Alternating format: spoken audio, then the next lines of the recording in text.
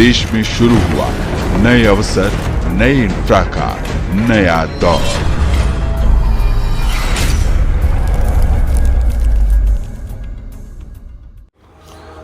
दोस्तों, Blitz India की इस ज्ञान गंगा कार्यक्रम में आज हम परशुराम जी के व्यक्तित्व के बारे में बात करेंगे। परशुराम का नाम हम सभी लोगों ने सुना है, लेकिन हम लोगों को उनके बारे में अलग अलग तरह की जानकारी मिलती रही है। शास्त्रों और पुराणों में जो कहा गया है उसके मुताबिक आज परशुराम जी की जयंती है। इसे अक्षय तृतीया भी कहते हैं। 3 बातों के लिए परशुराम जी एकदम अलग थे। पहला, उन्होंने पिता की आज्ञा पर अपनी माता का वध किया था। दूसरा, उन्होंने धरती को 21 बार छत्री विहीन किया था। और तीसरी बात यह है कि सीता जी के स्वयंवर में वे श्री राम और लक्ष्मण से भिड़ गए थे। परशुराम जी के चरित्र में कई विरोधाभास हैं, लेकिन एक बात पर सब सहमत हैं कि उन्होंने ये सिखाया था कि सत्ता के दुरुपयोग पर सत्ताधीशों को कैसे दंड दिया जाता है। वो पूरे संसार में अनूठे हो गए थे।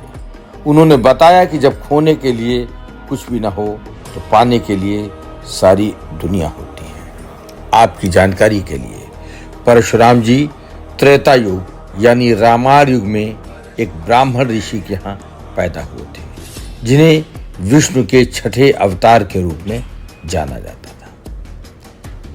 महाभारत और विष्णु पुराण के अनुसार परशुराम जी का मूल नाम राम था, किंतु जब भगवान शिव ने उन्हें अपना परशु नामक अस्त्र प्रदान किया, तभी से उनका नाम परशुराम हो गया।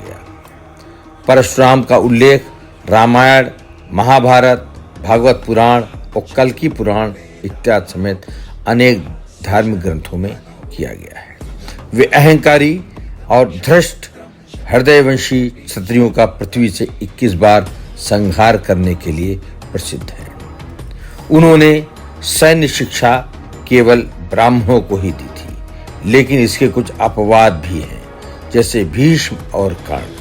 उनके जाने माने शिष्य थे भीष्म, द्रोण, कौरव पांडवों के गुरु व अश्वत्थामा के पिता एवं कर्ण। कर्ण को यह ज्ञात नहीं था कि वो जन्म से क्षत्रिय है।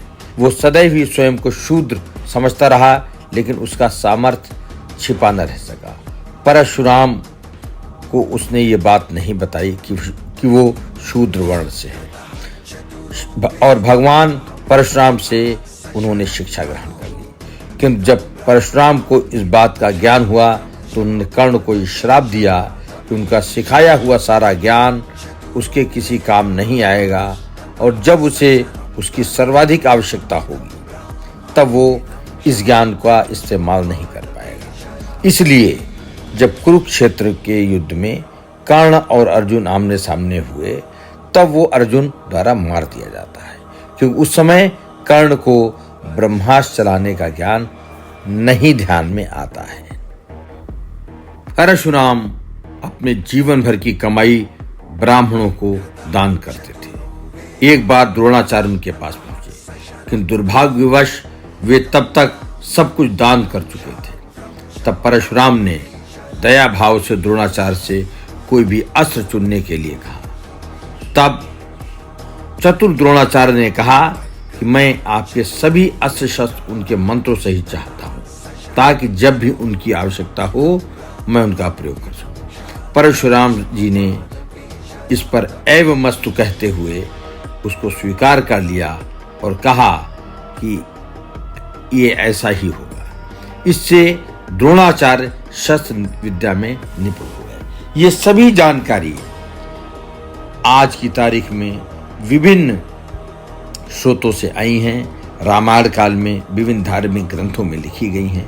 उनके आधार पर ये जानकारी आपको दी जा रही है। इसका मुख्य संदेश ये है कि जिस कार्य के लिए आप संकल्पबद्ध हों, उस कार्य में अपनी सफलता पाएं। धन्यवाद।